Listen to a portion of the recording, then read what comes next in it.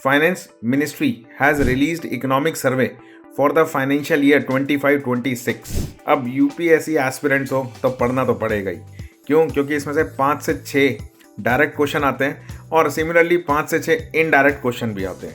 तो 5 से 6 direct question कैसे आ सकते हैं?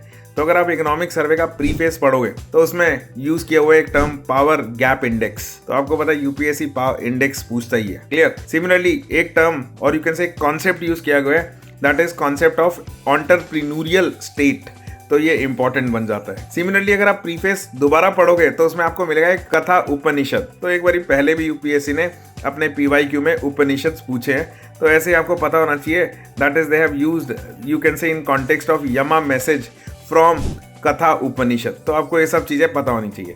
अब इनडायरेक्ट क्वेश्चन कैसे आते हैं?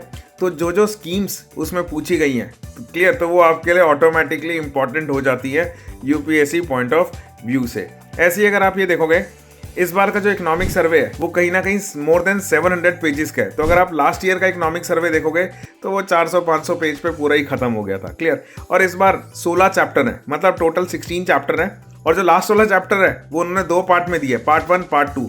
तो कहीं ना कहीं कुछ नए चैप्टर डाले गए हैं, जैसे rural development, urbanisation, AI ecosystem, तो ये सारे आपके लिए इंपॉर्टेंट बन जाते हैं यूपीएससी पॉइंट ऑफ व्यू से। जैसे अर्बनाइजेशन में कॉन्सेप्ट डाला है डेड कैपिटल, तो पता होना चाहिए ये कॉन्सेप्ट ऑफ डेट कैपिटल क्या है। क्लियर? तो यूपीएससी को मजा आता है ऐसी चीजें पूछने में आपसे। थोड़े दिन का टाइम दीजिए, I will come out with you can say chapter wise you can say videos for economic survey.